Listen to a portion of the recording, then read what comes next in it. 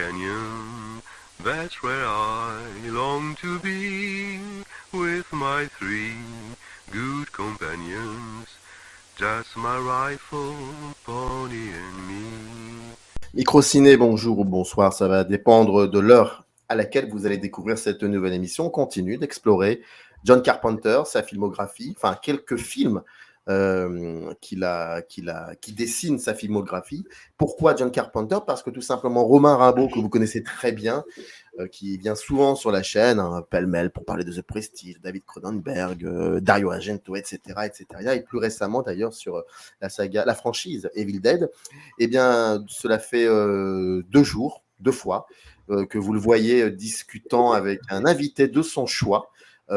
Invité qui est venu avec un film de son choix de Carpenter. En fait, Romain voulait absolument parler de ce cinéaste qui, si je ne me trompe pas, n'est pas qu'un cinéaste qui compte pour lui, c'est The cinéaste pour Romain. Il voulait donc en discuter, en découdre avec 4 personnes.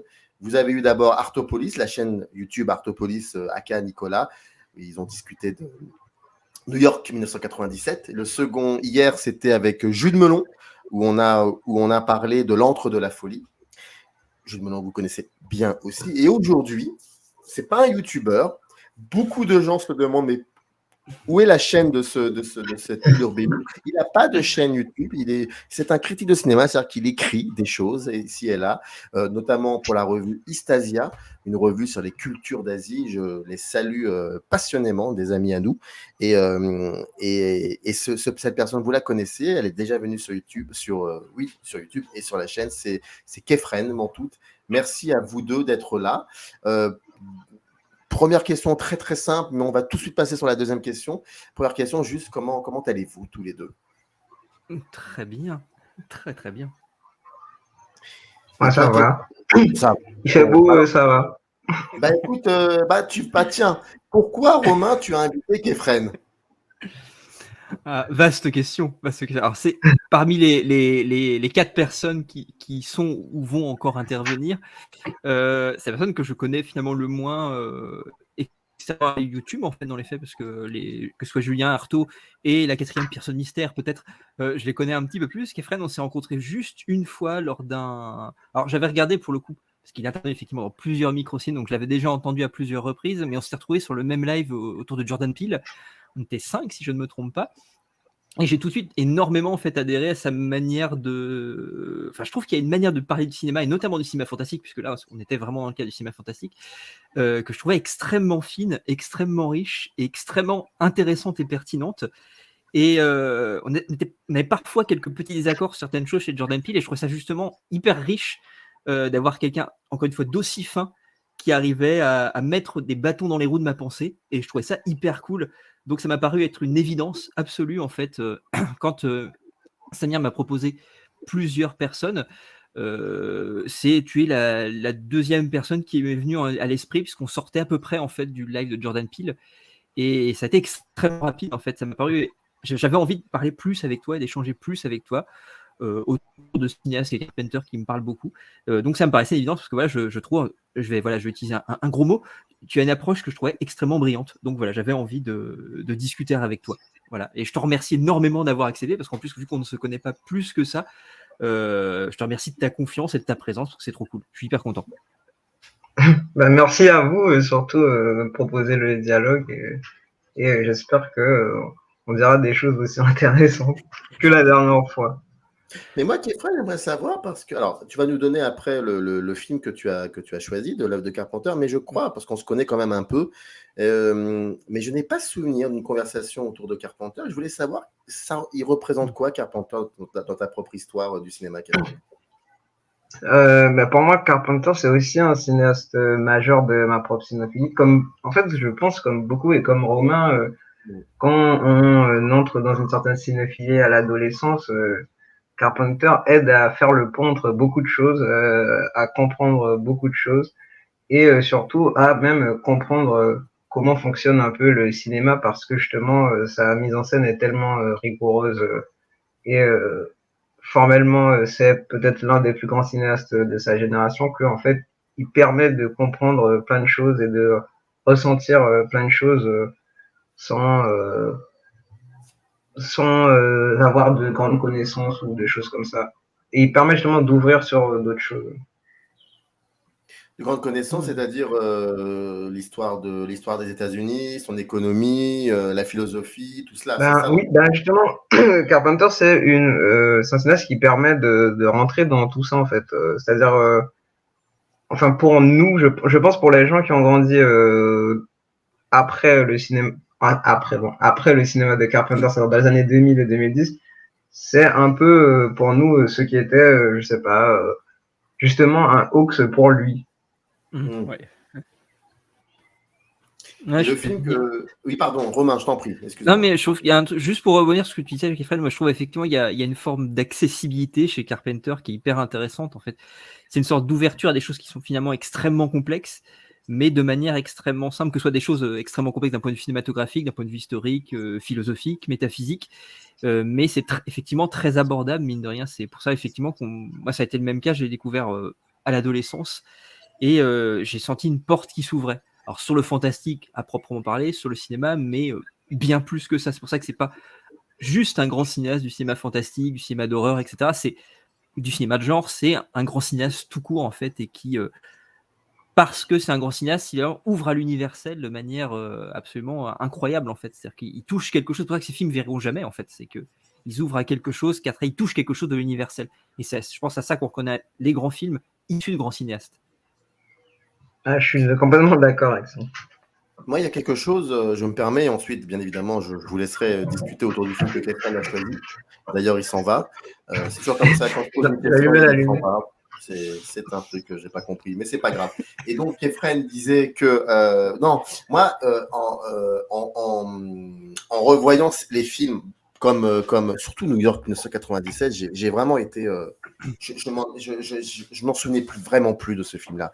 Et en le revoyant pour l'émission que nous avons faite il y a 2 jours, il y a ça, et puis l'Entre-deux-la Folie un peu moins, mais surtout New York 1997, je me disais, mais d'autant plus que depuis quelques années, il y a une espèce de peut-être, je dis bien peut-être, une espèce de renaissance comme ça d'un cinéma d'horreur qui parfois ne veut pas dire son nom, voilà, et ce qui est dommage. Et je me dis, mais c'est pas possible. Mais Carpenter aujourd'hui, ce serait bloqué.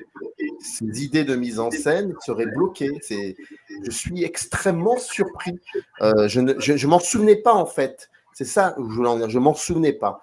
Et je trouve que ça a atteint une mise en scène, surtout, j'en parle souvent, quand on parle de Carpenter avec Romain, je parle souvent de ça. Mais pour moi, c'est vraiment un travail sur la durée qui peut être aussi intéressante à un degré moindre que chez, par exemple, un cinéaste comme Théo Angelopoulos ou Manuel de Oliveira, qui sont deux cinémas, deux ambiances différentes, c'est vrai. Mais ce rapport à la durée, dans sa manière de faire chez Carpenter, elle est impressionnante. Et elle est impressionnante parce qu'elle ne vieillira jamais. Ça ne vieillit pas. Et c'est ça qui... Voilà, je referme cette parenthèse.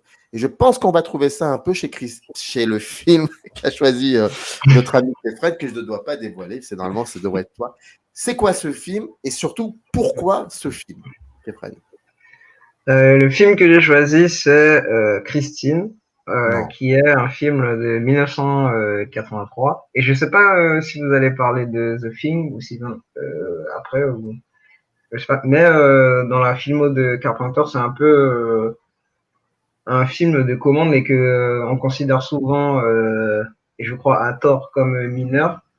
Et justement, il s'approprie Stephen King. Et quand le film arrive en 83, il arrive dans une espèce de logique industrielle où plusieurs cinéastes se réapproprient un imaginaire fantastique de la génération de Carpenter et font par le biais de souvent de commandes ou de leurs propres faits des espèces de commentaires, vraiment de commentaires, mais d'œuvres qui disent des choses sur les États-Unis de leur époque à travers le fantastique et notamment à travers une certaine résurgence d'une esthétique d'horreur avec laquelle ils ont grandi dans les années 50-60 et surtout aussi bien au cinéma que dans le comics et notamment par exemple la maison d'édition IC Comics dont l'esthétique a beaucoup influencé ces cinéastes, par exemple Romero ou Joe Dante ou des gens comme ça.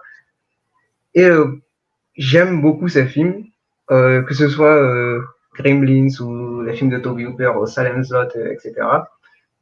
Et il y a aussi une autre dimension, c'est que dans ces films, il y a souvent une espèce de refoulé ou d'histoire souterraine des États-Unis qui ressurgit à travers le fantastique, et que ce soit les Amérindiens dans Poltergeist ou l'histoire européenne de l'Europe de l'Est avec les vampires dans Salem's Lot, par exemple, de Toby Hooper, qui est aussi une adaptation de Stephen King. Il y a un peu ça aussi dans Christine, et c'est pour ça que je l'ai choisi. Parce que justement, peu de gens parlent de ce qu'il y a réellement dans Christine, je pense. Pardon, excuse-moi, Rimbaud, juste. Et puis il y a aussi et puis dans The Fog aussi. Bon, ça, je referme la parenthèse parce que je crois qu'on va beaucoup parler de The Fog dans la 4e émission. Mais dans The Fog, il y a de ça ici. Et The Fog, ça parle surtout de. Alors, ça va encore plus loin. C'est vous voyez comment on a construit l'Amérique, d'où ça vient. Donc, bon, je referme la parenthèse, mais c'est intéressant parce que j'avais l'intention de poser une question un peu plus générale sur Christine par rapport à ce que tu viens de dire, Kefred. Je referme cette parenthèse, je t'en prie, Romain. Non, mais ce que tu dis, c'est intéressant sur cette idée du refoulé. Moi, c'est un truc qui avait théorisé Robin Hood quand il parlait du Return of the Repressed, qui est un critique américain, et qui avait théorisé ça notamment pour le film qui est Raw Meat, d'ailleurs avec Donald Pleasence, pour faire du lien avec Carpenter. Et il y a vraiment effectivement ce côté. Je pense à un autre film dont tu parles qui est dans la même, qui date de la même année, qui est aussi une adaptation de King, qui est le Dead Zone de Cronenberg aussi, qui dans une certaine mesure aussi témoigne de ce refoulé qui finalement dont la coque se lézarde et qui finit par ressortir, et qui est aussi sur les États-Unis. Et je trouve qu'effectivement c'est un truc c'est vraiment intéressant que tu aies pensé celui-là, parce que moi c'est un film que pareil, on parlait de New York 97 qui fait pas partie de ceux que je regarde en boucle. Tu parlais de The Thing tout à l'heure, c'est vraiment, je l'avais dit dans l'émission présente, c'est vraiment un film que je revois en boucle. Et grossièrement, la trilogie de l'Apocalypse, c'est des films que je revois 1-2 fois par an, voire parfois même plus. Christine, c'est un film que j'avais pas vu aussi depuis longtemps. Donc je suis hyper content que soit Nico ou toi, Kefren, avait choisi des films de Carpenter que j'avais pas vu depuis un certain temps. Et en le revoyant, effectivement, je trouve que c'est un film qui est vraiment fascinant, parce qu'effectivement, il y a alors j'ai jamais lu encore le bouquin de King, donc j'aurais Moi pas non plus. truc. Mais oui, c'est vrai. Christine, c'est vrai que on le revoit pas souvent. Truc. Mais justement, moi, je l'aime bien. Enfin, je l'aime bien comme certaines personnes aiment Gremlins et le regardent plein de fois. Mais j'aime aussi beaucoup Gremlins comme ça. Mais Christine de Carpenter, comme ça. Alors que The Thing, c'est un film que je trouve tellement massif et profond que je le regarde pas souvent, parce qu'en plus, il me déprime quand je le regarde. C'est vrai que, d'accord, Christine a quelque chose, je trouve, parfois un petit peu plus léger quand même. Enfin, j'ai trouvé hier soir quand même plus, même s'il a quelque chose de ça reste très sombre et très ténébreux sur plein de choses. Mais je trouve qu'il a quelque chose qui fait que c'est effectivement beaucoup moins déprimant, et le propos sur l'humanité peut-être un petit peu moins désespéré, profondément désespéré que The Thing, donc je comprends. Oui, parce que justement, bon, on en parlera après, mais dans Christine, justement, il y a ce côté industriel, le fait que ce soit une commande, je crois, qu'on a proposé à comme ça, qui fait qu'il ne peut pas infuser profondément le projet, il peut que mettre des touches de ce qu'il a. Donc, nous, en tant que public, on est à la fois satisfait par ça a une belle facture industrielle, donc ce qui fait que c'est un peu léger, et à la fois, il y a le côté de Carpenter qui fait que quand même, il se passe des choses dans ce film qui sont assez subversives et qui montrent des choses assez étranges, assez subversives, etc. Et donc je pense que c'est cette espèce de compromis qu'avaient beaucoup de cinéastes dans les années 80, non, Joe Dante ou justement Toby Hooper, etc., entre infuser choses avec des éléments subversifs et cette qualité industrielle qui fait que c'est plaisant à regarder et que t'es pas déprimé à la fin. Alors que The Thing, vraiment... Pourtant, j'adore, c'est l'un de mes 40 ans, mais The Thing, je pense après, pendant 2 semaines, après, je me dis, putain, quand même, c'est vrai, on est tout seul sur la Terre, non, ça me met... Oui, bah, justement, ça me met dans le même état que la littérature Lovecraftienne, où à chaque fois, je lis une nouvelle ou un roman de Lovecraft, et pendant un mois, je me pose quand même la question, oh là là, la condition humaine, on ne sait vraiment rien du tout, blablabla. Non, mais je comprends parfaitement. En fait, oui, c'est vrai que Christine, en le revoyant, j'ai vraiment un truc que j'avais oublié en fait, quand je l'ai vu, parce que ça fait faire 10-15 ans que je l'ai pas vu, hein, et Et en le voyant, j'ai trouvé ça au-delà de ce qu'effectivement dans The Thing, je trouve qu'il y a beaucoup moins ce côté. Il y a quelque chose de. Mais je pense que c'est pour ça aussi que The Thing a pas du tout marché et qu'Apperton s'est peut-être dit on va lâcher un peu du lest et faire un truc un peu plus léger par la suite. Parce que ça, il a dit que c'était un job aussi pour se redorer un peu, pour redorer un peu son blason. Donc, et j'ai ressenti vraiment ce côté divertissant. J'ai vraiment pris énormément de plaisir, ce qui n'est pas toujours le cas chez Carpenter. Avant qu'on aille encore plus loin dans l'intériorité de ce film, on a souvent tendance à parler des créations musicales de Carpenter dans ses films. On en a parlé d'ailleurs un petit peu dans l'Antre de la folie, si je ne me trompe pas, si je me souviens bien. C'est ça. Oui, c'est ça, ouais. Là, cette fois-ci, et d'ailleurs c'est drôle parce que dans l'Antre de la folie, je crois qu'on parle dans l'émission, je crois qu'on parle à un moment de Christine. Oui, et aussi, oui. Je crois. Et ben là, c'est là où je voudrais en discuter avec vous, ou peut-être vous entendre même en discuter ensemble. C'est le rapport à la musique dans ce film. Parce que d'habitude, il y a toujours effectivement une ambiance très carpenterienne et qui crée un élément de mise en scène fascinant d'ailleurs.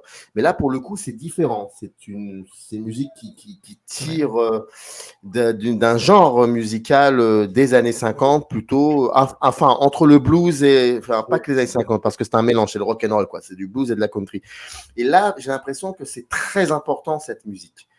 Et que le Carpenter ne pouvait pas faire autrement que ça, à part deux, trois moments où il y a effectivement des choses qui lui sont propres.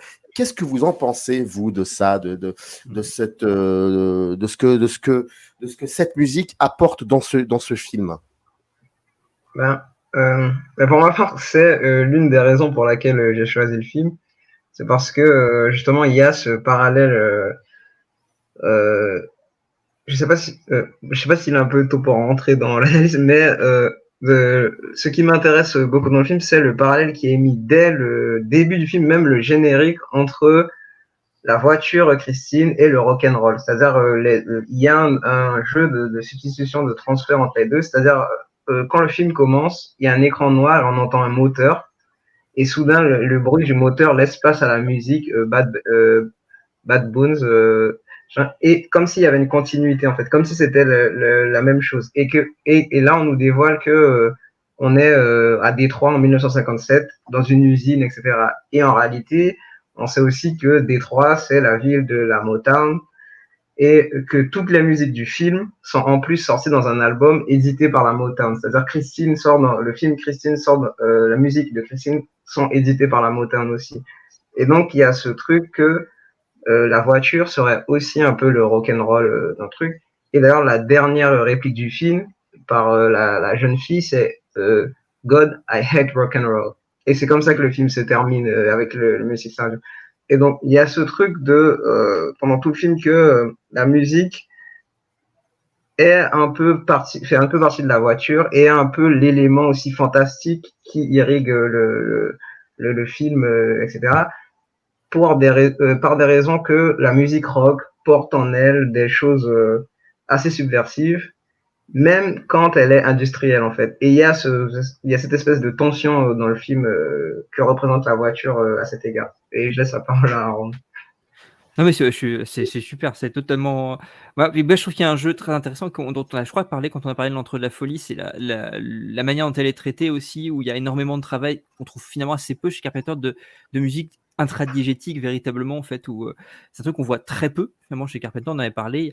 Là effectivement, il y a effectivement ce générique qui confère au début, on a tendance à considérer que c'est extradiégétique et finalement au fur et à mesure on pénètre dans le truc, à la musique est intradiégétique à ce moment-là.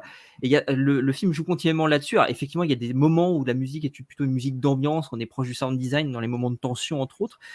Mais effectivement, je trouve que la musique, qu'elle ne fasse qu'un avec le personnage de la voiture, et puis ça fait partie de la construction de ce personnage parce que Christine, c'est un personnage à part entière. C'est un personnage pour lequel Carpenter arrive à créer une véritable empathie. Il y a un travail de croisement qui est hyper intéressant entre justement la réification des corps et le fait que cet objet-là va être humanisé. Donc on a ce croisement qui se fait que je trouve génial. Je trouve que tu parles de la première séquence dans l'usine. Moi, je la trouve incroyable dans cette manière dont ils ont de travailler en fait cette voiture qui est matée par ces mecs autour que je trouve génial. Et c'est pour ça que je trouve aussi ce que j'avais oublié en fait. Je trouve que c'est certainement le film le plus sexuel et le plus sensuel finalement de Carpenter. Il y a quelque chose qu'on trouve pas. Alors, il y avait un petit peu ça dans Halloween parce que finalement on retrouve un petit peu un cadre qui sont ces banlieues bourgeoises qui sont un peu gangrénées par leur hypocrisie, etc. cache, qui sont une sorte de vernis sous ce refoulé et qui va émerger. Et je trouve justement que les moments en fait où la musique résonne, c'est comme c'est ce qui venait lézarder en fait cette coquille bien polissée, ce truc qui paraît tout lisse. C'est la musique qui va venir résonner, sortir de l'intérieur et lézarder en fait ce vernis civilisationnel, si je puis dire. Et je trouve ça hyper intéressant en fait. Elle est utilisée véritablement non seulement pour la construction du personnage de Christine, mais en même temps effectivement comme elle a tout un bagage en fait historique, sociologique et politique qui est effectivement, tu as très bien dit, Kefren, hyper subversif, qui est subversif et qui va venir finalement lorsque Christine commence à s'exprimer, débute son expression avant de tuer, qui va venir justement fracturer un petit peu tout ça, fracturer finalement ce bel édifice, parce qu'il y a ce côté-là, on en parlait un tout petit peu tout à l'heure, alors je ne sais pas si ce sera en off ou selon la discussion qu'on a, mais il y avait ce petit moment, je trouve, où ça vient, comment dire, ça vient lézarder ce côté joli, industriel, t'en parlais, il y a voilà, ce côté qui est aussi normé de manière très, comme cette chaîne d'usine où tout est normé, et ça vient lézarder cette norme pour créer de l'inquiétante étrangeté, et je trouve que philosophiquement, en plus, ça a quelque chose d'hyper intéressant. Je sais pas si je suis clair, en fait, dans ce que je dis. Oui.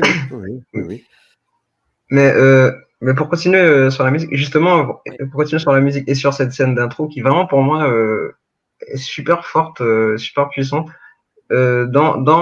justement dans cette chaîne d'usine, Christine, la voiture éclate les mains d'un mec, mais surtout tue un homme et tue en fait un homme qui est un Afro-américain. Et en fait, c'est le seul noir du film, de tout le film en fait, et qui meurt dans l'usine à la montagne pour donner vie en quelque sorte à Christine. Et ça, c'est un peu l'histoire aussi du rock'n'roll, des noirs qui se sacrifient pour une industrie et qui va justement divertir les blancs dans les banlieues pavillonnaires et leur offrir cet idéal subversif et même de virilité, parce que c'est aussi ça qui joue dans le film, l'idéal de virilité, de masculinité, qui va infuser comme ça les espèces de banlieues pavillonnaires américaines et mettre du désordre dedans. Et justement, cette scène d'intro porte ça en elle. Parce que même la manière dont Carpenter la met en scène, il y a un moment, il y a une image où entre deux voitures blanches, il y a une voiture rouge qui est Christine justement, et juste avant, on vient de lire John Carpenter's Christine. Et en fait, le film lui-même est ça pour Carpenter, c'est-à-dire il sait un peu entre tous les films industriels qui se font, il y a Christine, il y a John Carpenter qui vient subvertir tout le cinéma américain tel qu'il existe, même dans une commande. Et il y a ce côté-là. Et c'est dès l'intro déjà qu'il nous annonce ça, John Carpenter, avec la musique Bad Boys, etc., qui lui-même est un fan de rock'n'roll, etc. Et pour continuer sur ça, c'est que dans la bande son, il y a aussi tous les artistes qui représentent un peu l'histoire de la musique. Il y a autant du Little Richard que des Rolling Stones, et même la musique pop telle que le faisait la Motown. Même dans son versant le plus international, il y a ABBA aussi. C'est-à-dire, on a vraiment toute l'histoire du rock qui apparaît dans Christine et qui vient subvertir justement cette banlieue avec Christine qui est un espèce de vaisseau, parce que après c'est une voiture, donc elle transporte justement toute cette subversion, tout ce bagage subversif dans le corps de ce jeune homme qui justement va l'accepter ou non, ou trop l'accepter justement. Et il y a tout cette espèce de jeu avec la musique au sein du film qui est assez passionnant justement. Et ce que je dis, c'est intéressant que c'est une professeure. Alors pour le coup, je disais que on n'a pas lu tous les deux le bouquin de King, mais après voilà, ce que j'ai pu en lire, c'est que pour le coup, cette séquence n'existe pas en fait dans le bouquin.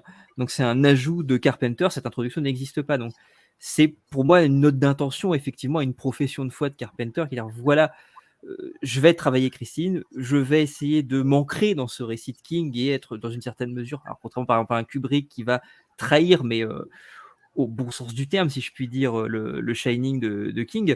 Là, l'idée, c'est qu'il va quand même rentrer dedans, je vais m'engoncer dedans, mais effectivement, je vais être un petit peu, effectivement, comme ces voitures qui sont toutes blanches chez Christine, je vais être ce grain de sable qui va faire dérailler la machine kingienne, si on peut poser ça comme ça, ou ce caillou dans la chaussure, pour il me semble Lars von Trier, quand il parle de ça, je vais être ce caillou dans la chaussure, voilà, et au sein d'un truc qui... Alors de fait, King aussi, il y a des éléments subversifs chez King aussi, mais il va subvertir cette adaptation, on va dire grand public et Carpenter le dit très bien au passage, le film n'était pas c'est pas un choix de la part de Carpenter, lui après il l'a dit comme un job pour évidemment être une manière aussi de se racheter après l'échec cuisant de Thing. Là pour le coup, en plus le film va être un plutôt correct succès critique et il va être pour le coup ça va susciter pas mal de profit, c'est bien pour Carpenter. Bon, il se vautrera malheureusement quelques années plus tard avec Jack Burton qui finira la fin de son travail avec les gros studios et son retour au cinéma indépendant avec Le Prince des Ténèbres. Mais voilà, je trouve que effectivement cette séquence d'intro, c'était juste pour ajouter par rapport à ce que tu disais Kefren, elle est pour moi une note d'intention. C'est vraiment ce que Carpenter voilà, qu'est-ce que je vais injecter, qu'est-ce que je vais infuser de moi, de ma manière de travailler le cinéma fantastique au cœur de ce récit kingien, donc en restant finalement déférent vis-à-vis du récit de King, mais en essayant d'y apporter mes propres obsessions, mes propres angoisses, que sont par exemple la question de la contamination, la question du mal abstrait, etc. Parce que la question de contagion, justement, comme tu disais, Christine, qui va être ce vaisseau, c'est presque ce virus qui va contaminer le personnage d'Arnie, qui s'habille en rouge très très vite lorsqu'il mute dans une certaine mesure.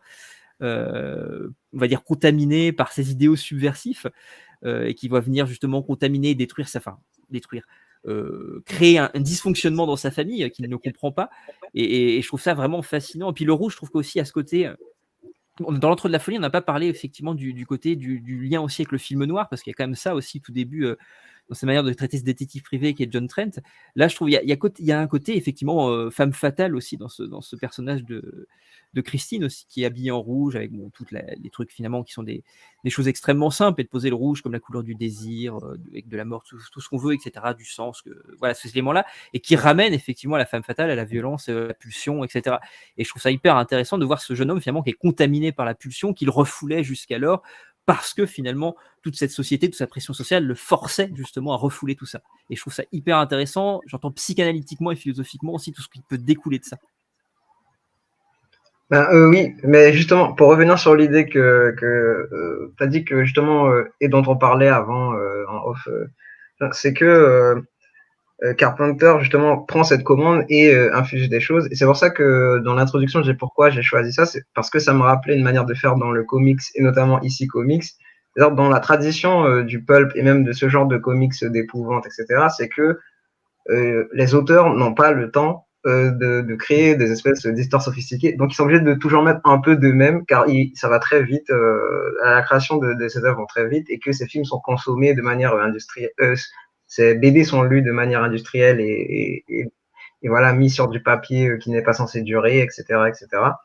Et il y a un peu de ça dans le Carpenter, en mode comme ces auteurs de BD et comics avec lesquels il a probablement grandi, il met des parties de lui, car justement, c'est la seule manière d'aborder ce qui est un produit.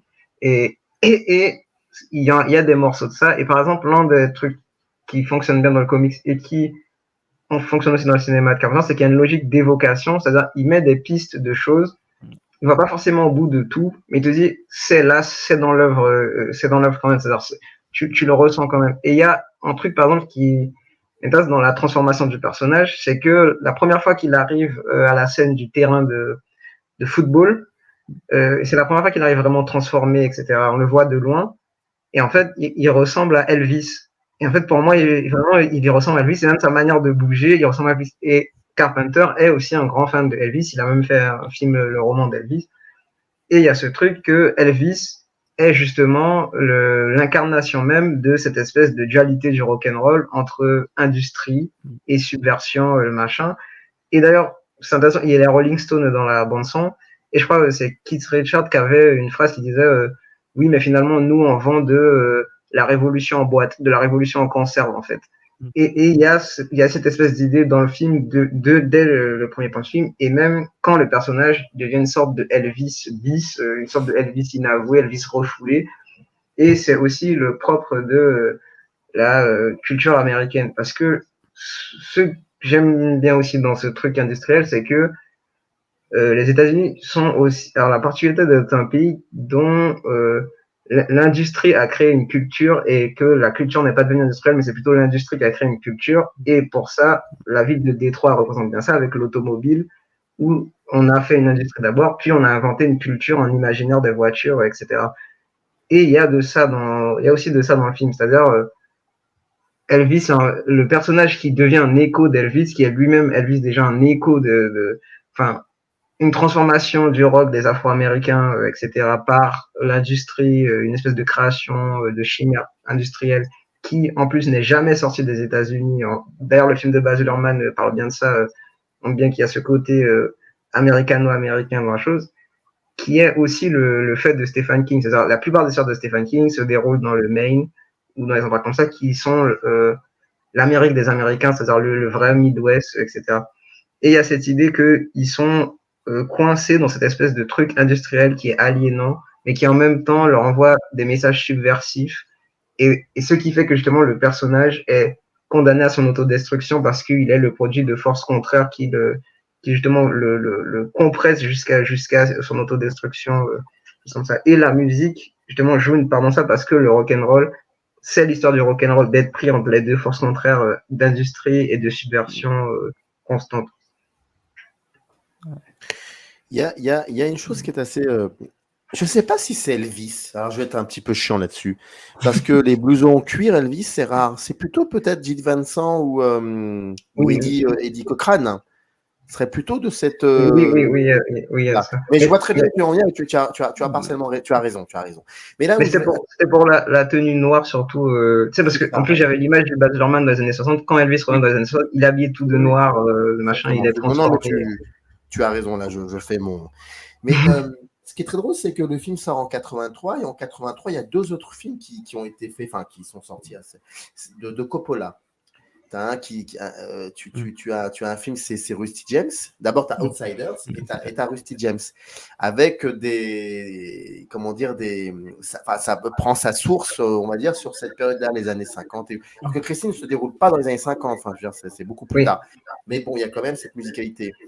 Et ce qui est intéressant dans Outsiders et dans Rusty James, ça, c'est pas un truc que j'ai inventé, je veux dire, c'est les faits. Et maintenant, les gens, il y a eu beaucoup d'analyses là-dessus, dont celle de Serge Danet d'ailleurs.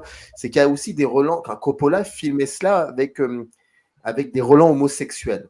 Et moi, je me suis toujours posé la question de savoir si, enfin, la réponse est évidente. Christine, je pense que c'est une femme. Mais si ça pouvait être autre chose aussi. Je me disais que ça pourrait être intéressant dans cette espèce de, comment dire, enfin, dans ce que Carpenter, dans ce que fait dans le cinéma de Carpenter, je trouverais que c'est quelque chose de finalement très logique, en fait. Moi, c'est une piste. Non, mais moi, je l'avoue, mais pourquoi pas?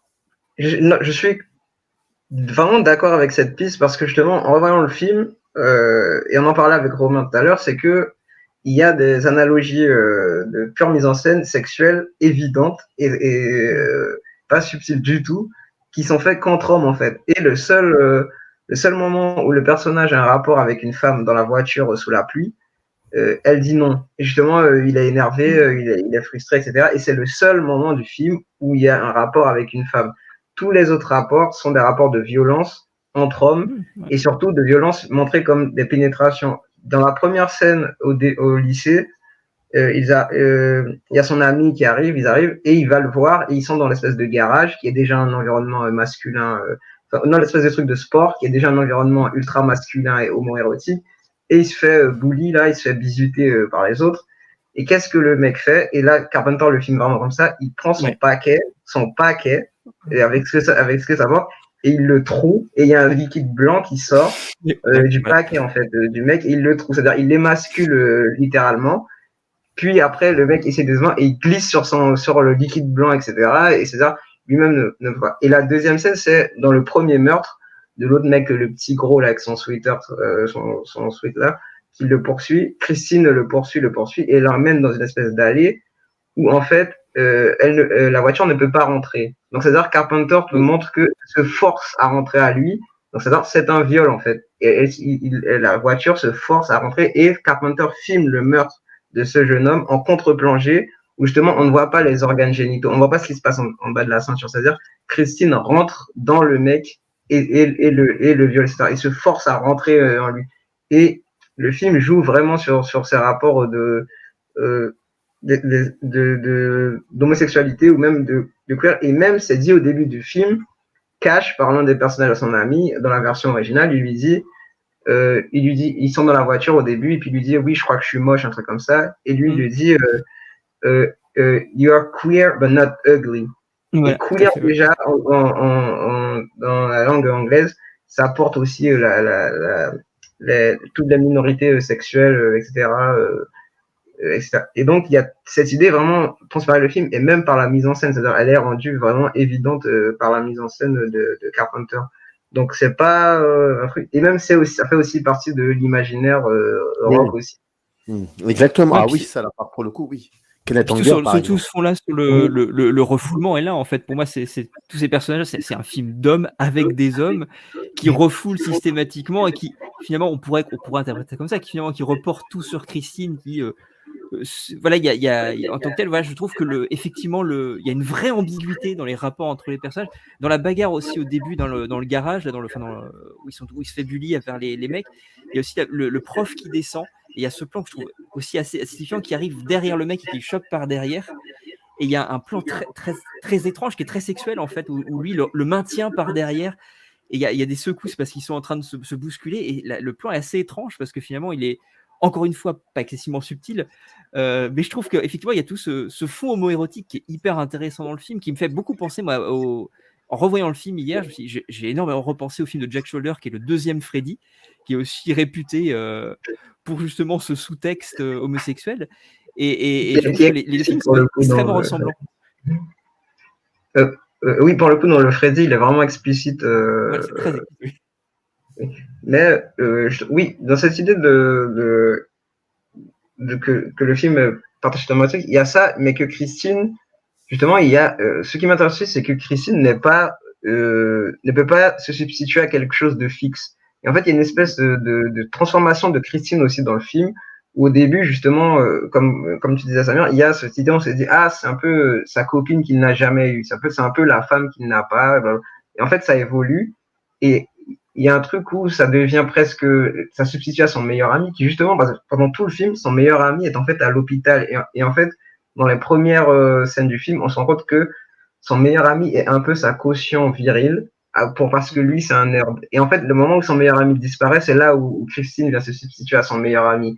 Et donc, il y a un peu ce truc en fait, il avait une relation bien plus ambiguë avec son meilleur ami que ce qu'il veut se l'avouer, quelque chose comme ça. Mais le film évolue, et il y a une autre scène où, par exemple, quand il est dans la voiture, justement, au drive-in, au truc de cinéma, là, en plein air avec sa copine, il lui dit oui, ne touche pas la voiture comme ça. Et elle frappe la voiture, etc. Il dit ne fais pas ça, ne fais pas ça. Et quand ils détruisent après la voiture plus tard, il y a une scène assez rapide où justement il serre la main de sa copine au moment où il voit la voiture détruite, comme si c'était son propre corps qui était détruit, comme s'il ressentait la violence. Et en fait, la voiture est aussi comme un équivalent de son pénis. Et le film joue beaucoup avec ça également, que il y a un truc phallique qu'est la voiture. C'est-à-dire, les gens même commentent la voiture, ils disent, oh là là, qu'est-ce que c'est une belle voiture, elle est bien faite, nanana. Et c'est que des hommes qui commentent ça. Et il y a un truc phallique aussi dans le film qui est assez subversif dans le fait que enfin ce mec a accepté qu'il avait une bite et que on lui dit ah enfin finalement ah elle est bien et il dit à la fille ah la touche pas comme ça non. Et c'est un peu ça aussi Christine et il y a tout ce jeu vraiment qui est assez dense et complexe dans un film qui paraît assez simple en réalité et qui n'est transmis que par la mise en scène. Ah oui, je suis d'accord. Il y a quelque chose en fait d'extrêmement même malgré que le fait que la narration effectivement semble excessivement simple, il y a effectivement une grande complexité. Mais je pense que Carpenter a toujours très bien compris ça, c'est que finalement le cinéma, encore une fois, c'est la mise en scène qui est avant tout vecteur de sens. Je trouve que l'histoire en tant que telle n'est presque qu'accessoire, je dirais, dans une certaine mesure.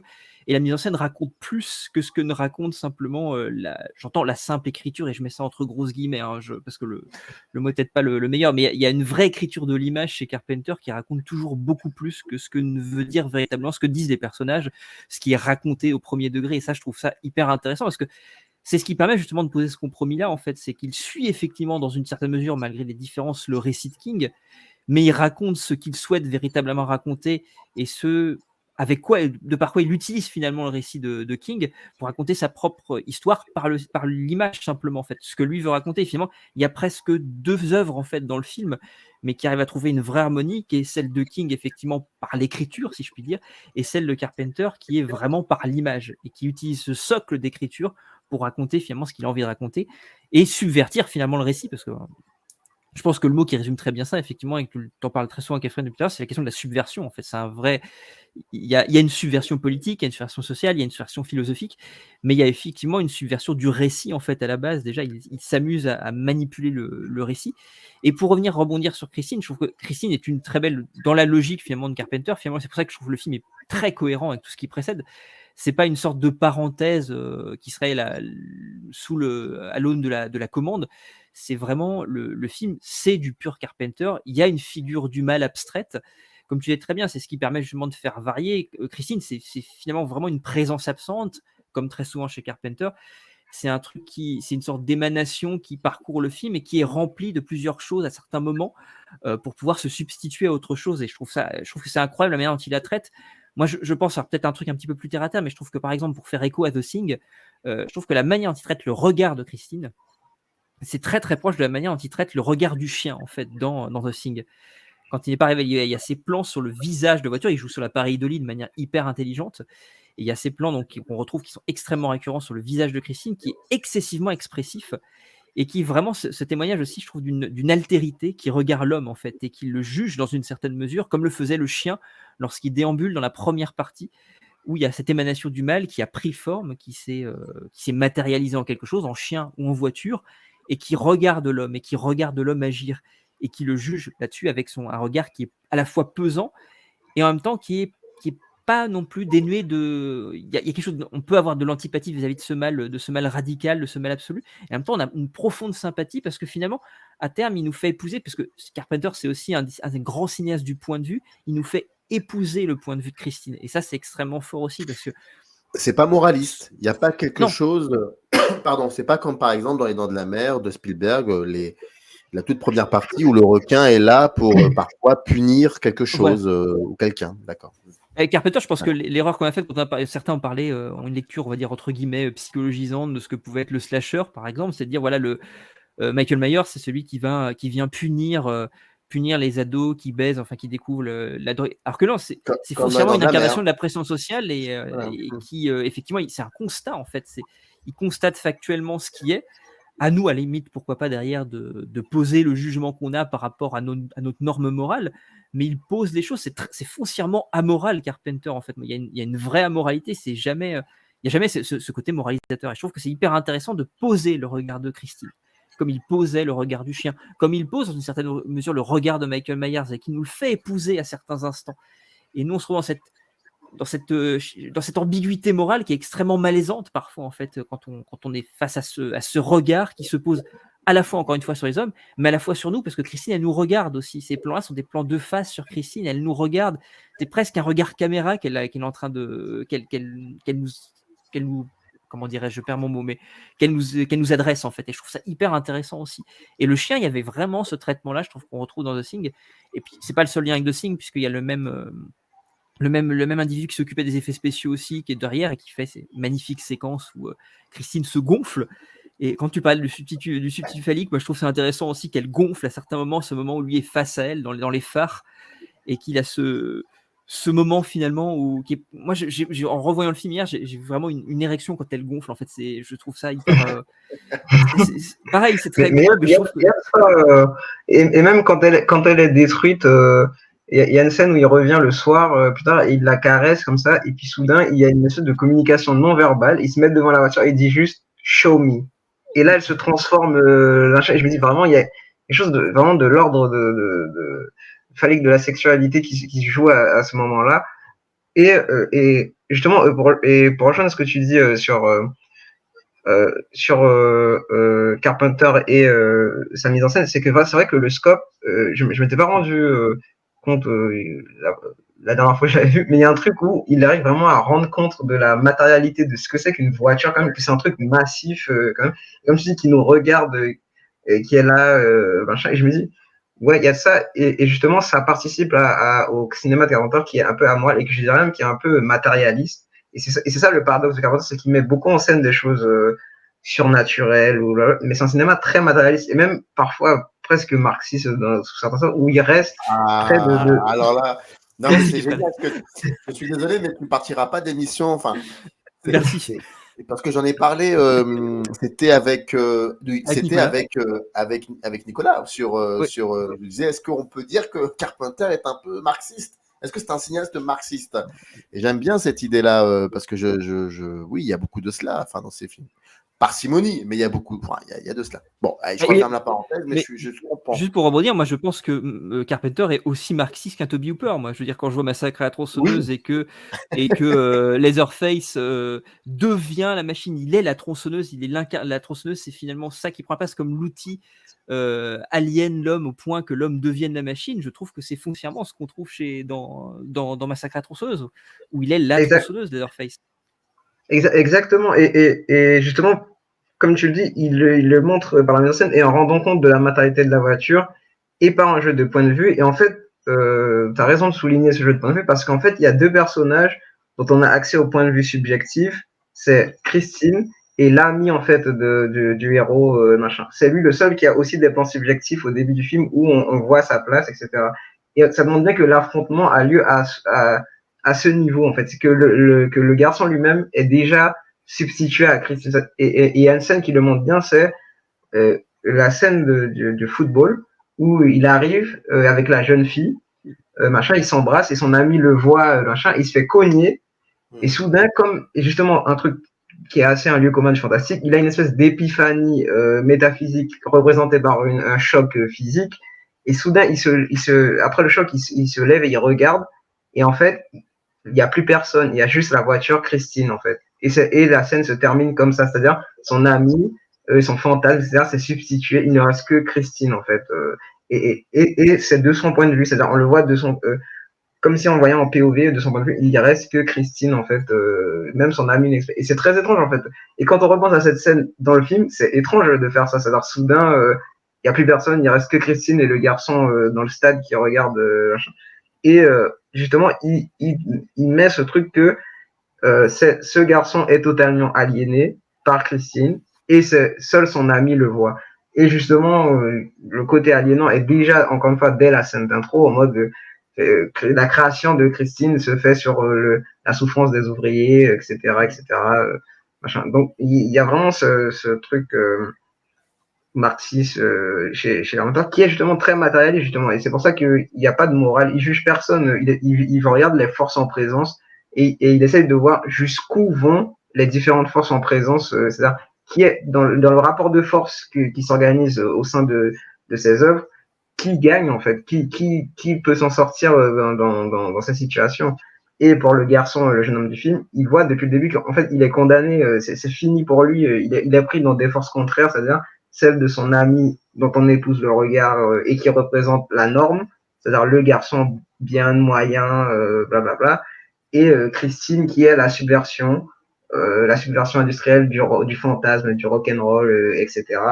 Et en fait, pour lui, il s'autodétruit petit à petit. Et ça montre que dans le troisième acte du film, vraiment dans le dernier acte, il devient même une espèce de zombie, le garçon. Et justement, et là, on le revoit, je me suis dit, ça paraît assez évident qu'en fait, dans cette dernière partie, genre dans les 15 dernières minutes, c'est un junkie, en fait. Il devient un junkie, le jeune homme devient et ça aussi, ça fait partie de la culture rock'n'roll, c'est le côté sombre de la culture rock'n'roll. Il devient un junkie. Et là, je me suis rappelé, en fait, que Christine, c'est le nom qui donne à la voiture, c'est-à-dire ils anthropomorphisent la voiture, mais c'est aussi un truc dans la culture rock'n'roll de donner des noms féminins aux drogues. C'est-à-dire on appelle la weed Marie-Jeanne ou la cocaïne. Comment? Ou alors aux seringues, Sister Ray. Oui, par exemple. Ou la cocaïne, il l'appelle White Girl, des choses comme ça, etc. Et donc, dans cette dernière partie, il a vraiment l'air d'un addict et il emmène son ami sur l'autoroute. Il lui dit, regarde, je peux faire sans les mains, etc., etc. Et je me dis, mais là, c'est un drogué. Il est devenu un drogué. Et je me suis dit, mais ça aussi, ça fait partie de la culture rock'n'roll. En fait, ça, c'est le bout du bout des gens qui, justement, se sont plongés à justement tout leur corps dans cette subversion, dans cet idéal subversif et n'en reviennent jamais en fait. Et en plus, Carpenter le montre de manière assez poétique que là, il s'enfonce sur une route et la route est noire en fait. C'est-à-dire, ça va nulle part. C'est le néant. Il emmène son ami vers le néant et son ami le sait. Et lui, il refuse d'aller vers le néant avec lui. Il refuse de s'auto-détruire avec lui. Mais ça, c'est aussi un fantasme de rock'n'roll de s'auto-détruire par sa propre puissance, etc. Et dans cette vraiment à la fin du film, dans le climax, quand ils défoncent la voiture, ils font leur plan pour défoncer la voiture. Il y a un seul plan succinct étrange où on voit le jeune homme avec une lumière bleutée sur le visage et qui pour moi me dit que même le film de Carpenter, comme Christine, est hanté par l'histoire du cinéma lui-même, parce que justement pour moi, je voyais, en fait c'est un zombie, mais c'est un zombie de tourneur où c'est un monstre expressionniste allemand en fait à ce moment-là. Et en un seul plan en fait, il le fait, il dit même mon film est hanté par ce truc industriel, de la même manière que Christine est hantée par la musique rock, que le personnage, moi je suis hanté par les films de fantômes, et mon film Christine est aussi hanté par les films de fantômes, et que justement, moi-même, John Carpenter, je ne trouve pas à résoudre cette tension, je fais un film de commande, et c'est ça, et ça se termine par un truc vraiment pas dépreciatif, mais pas pessimiste non plus, mais sur une défaite en pays. La meuf, c'est la dame, elle dit God, I hate rock and roll. Et dans un film de Carpenter, quoi, il y a ce truc en mode, il aurait pu dire God, I hate horror movie or I hate movies.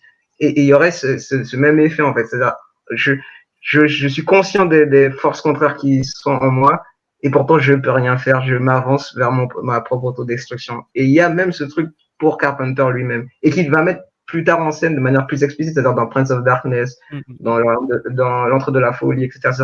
Il est conscient que lui-même, mais l'humanité entière telle qu'il lui la voit, s'avance également dans ce chemin qui est accompagné par l'industrie qui la met en branle vers le néant en fait.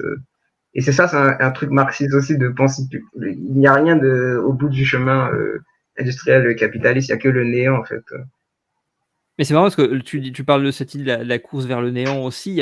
C'est marrant parce que dans l'Entre de la folie, finalement, il y a un plan il y a une séquence qui est très assimilable dont on a parlé justement, qui est celle justement avec le vieil homme sur la route, avec cette boucle aussi qui se fait, ce vieil homme qui ne sort pas de la boucle, qui est un enfant et qu'on recroise vieux plus tard et qui n'arrive pas à sortir, dont Julien d'ailleurs parlait. Et il y a ce plan effectivement sur la route avec les bandes qui défilent et on va vers quelque chose qui est dans les ténèbres. On se rend compte que finalement la jeune femme qui est dans la voiture se rend compte finalement il n'y a plus rien sous ses pieds, il n'y a plus rien et qu'elle s'en va vers quelque chose. Il y a une sorte de tragique finalement.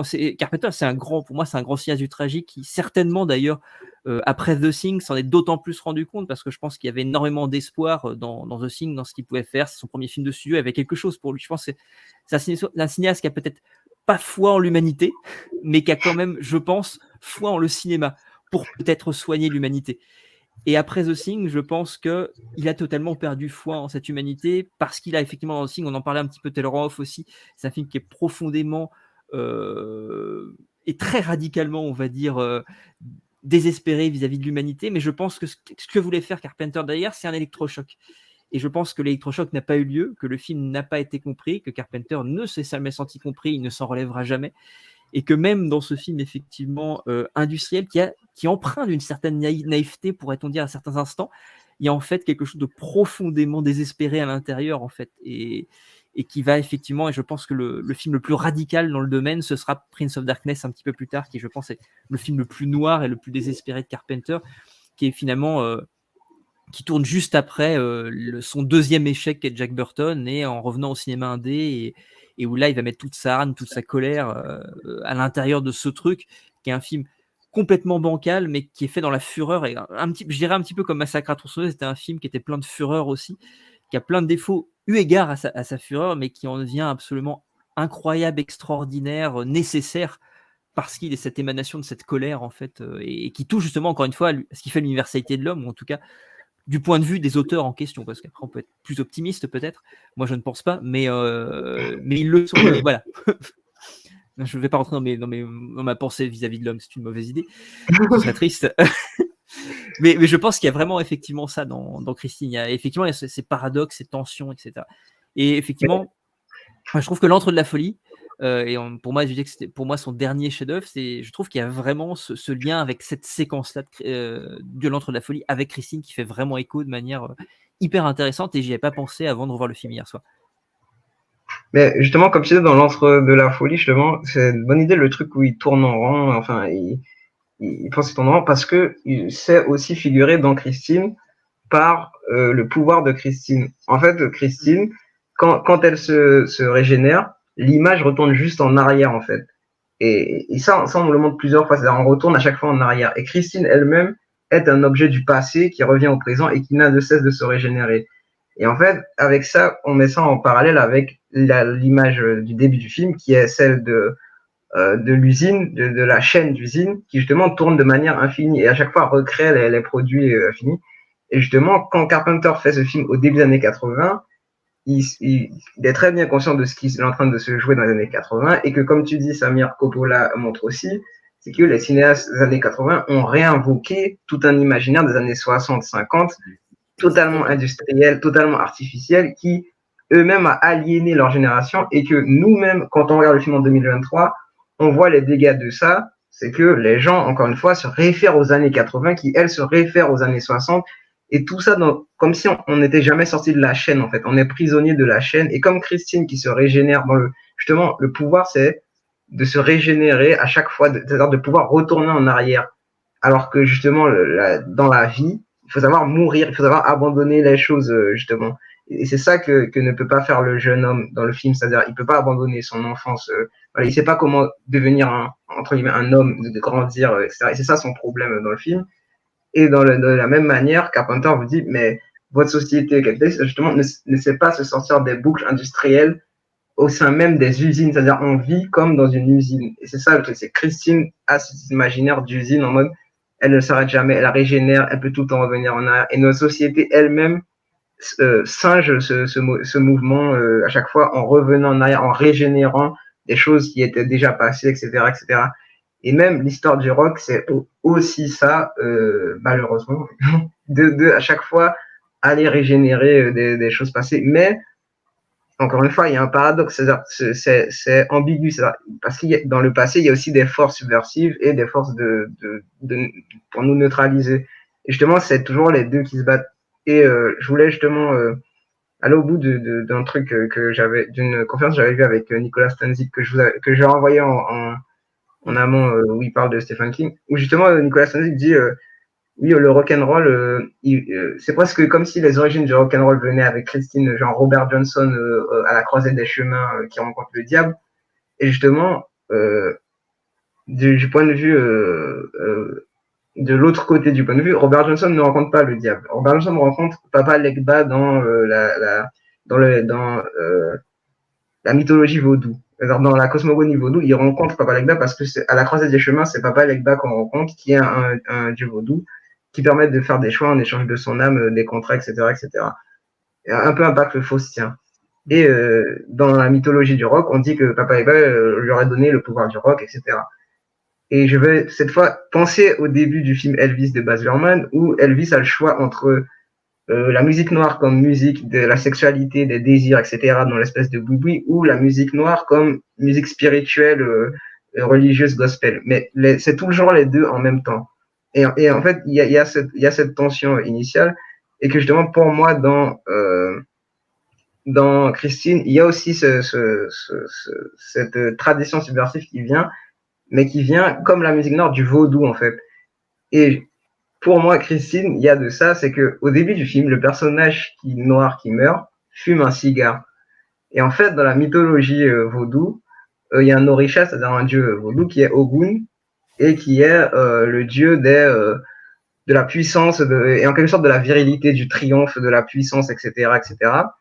Et dont les symboles sont l'alcool, le tabac, le feu, etc. Et tous ces symboles sont aussi attribués à Christine et au rock'n'roll, machin. Et le comble du comble, c'est que ce dieu est le dieu dans lequel les Haïtiens ont prié lors de la cérémonie Bois Caïman, qui est celle qui a donné lieu à la révolution haïtienne.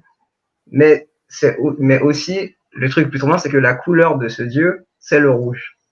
Et c'est aussi ce qui, on se revêtit de rouge dans les cérémonies voodoo pour célébrer ce dieu avec l'alcool, le tabac, le feu et le sabre, c'est-à-dire parce que c'est le dieu de la forge aussi. Et donc il y a tout cet élément aussi qui qui malgré il a sûrement pas fait exprès, etc., mais qui qui a été transmis dans le rock'n'roll et qui après va également dans Christine et qui se transmet aux personnages qui regardent Christine également. Et donc tous les gens qui ont vu Christine sont aussi comme le héros du film, ont aussi reçu cet imaginaire en eux traditionnel vaudou et qui est subversif, qui est un imaginaire révolutionnaire en fait. Donc il y a toujours les deux forces qui se mettent en place, aussi bien celle pour neutraliser la société, le néant, etc., mais également les forces vitales de triomphe de puissance, etc. Et c'est les deux faces d'une même pièce en fait. Mais il y a beaucoup de moi, c'est vrai que quand tu penses ça d'un point de vue plutôt social et politique, on avait déjà parlé, mais ce côté, il y a plein de sens, je trouve, chez Carpenter à Hegel, par exemple, la question de la dialectique du maître et de l'esclave, et que finalement, c'est l'esclave qui est créateur d'histoire.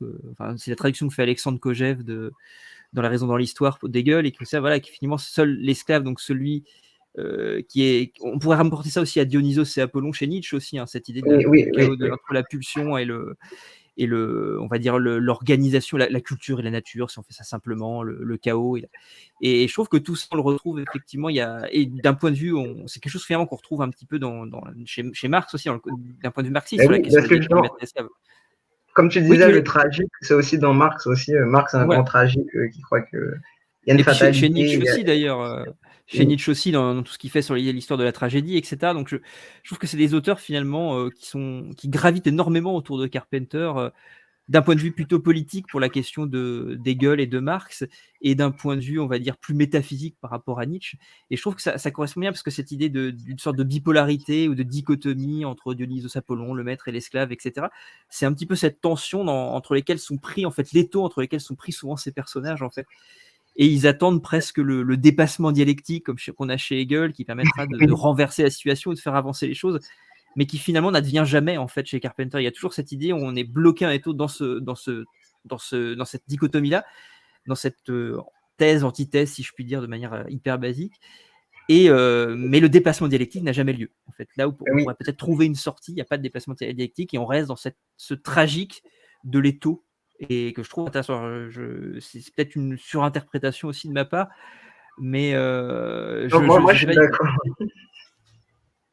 Non, je suis d'accord avec ça, et en plus surtout que justement, comme on disait, c'est pas un cinéaste moral, donc ce n'est pas un cinéaste qui a cette espèce de fond chrétien qu'ont certains cinéastes américains, et qui justement eux arrivent à faire fi de cette tension avec la transcendance. C'est-à-dire qu'ils disent à chaque fois, il va arriver quelque chose qui va nous faire transcender, qui va détruire les tensions inhérentes à la condition humaine.